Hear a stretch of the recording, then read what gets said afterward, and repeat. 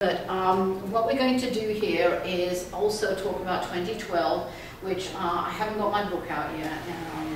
Don't let me.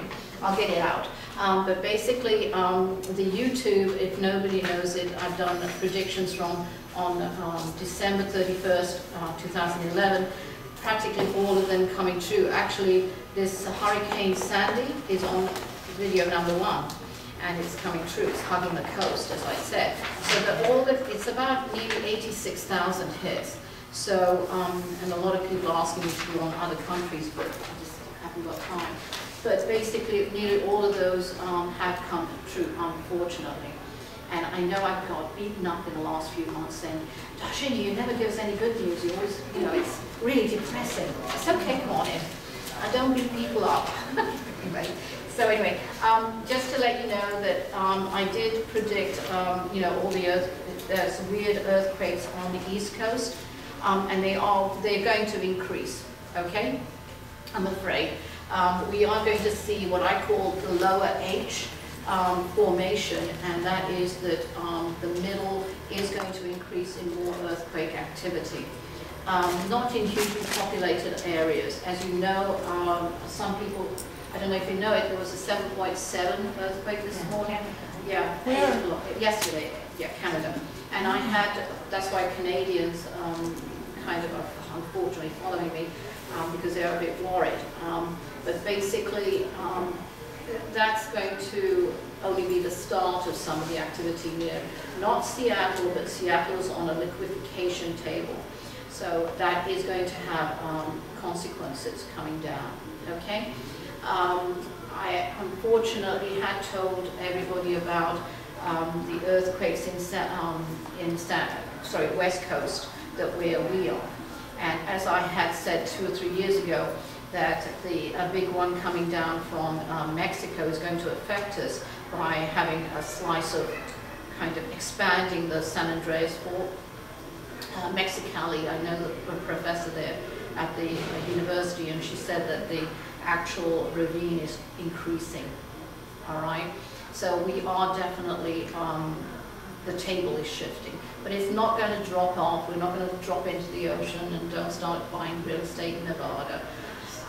But basically it is going to be far more active, which is what I said. We're up to 1,007, I think, as of last night. Earthquakes just in, obviously, where was this? Up north in Maine, all that area in Alaska, that's one of the heaviest fault lines. So Hawaii is going to keep on increasing, I'm afraid. And anyway, I just really don't want it too much on the earthquake bit. What I would like to give you some good news is, who here, these are some of the signs, and I'm sorry to the people who've already, quite a few of my clients are here. So basically, who here has been feeling as if they've been dizzy or floating? Not dizzy, but floating? No?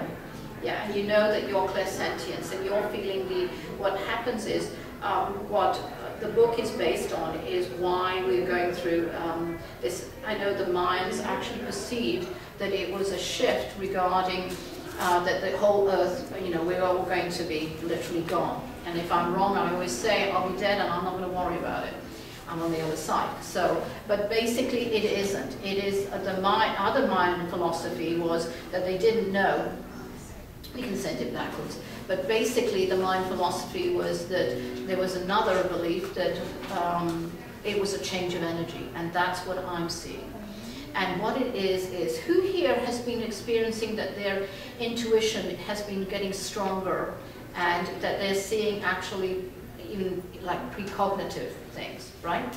And this is why, and who's been seeing actually more spirits or ghosts or activity? Yeah, a lot more hands came up, right? So basically that is why, because the veil between the two existences, and that's how I read, is actually opening up a bit more, and it's getting lighter. And the 3 dimensions, okay, how many believe there are only 3 dimensions?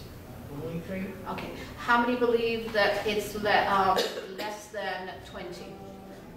Less than 50? Less than 200?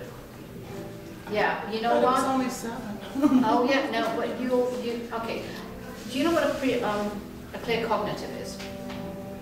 A few of you do. Okay, let me explain. A medium actually communicates with people on the other side who have passed on. All right. A psychic, I've got a beef about it, actually communicates not communicates, but sees the future. A clairaudio hears it. Clairsentient feels it. I feel that you're mad or you're displeased.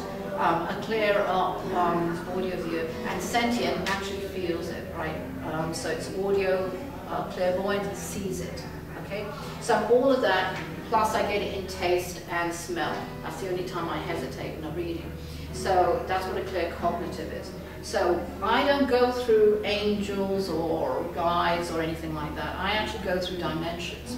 So that's why whoever gets a reading actually goes, I go backward first, whether you like it or not. And it's crucial that you know that why you go backwards, right?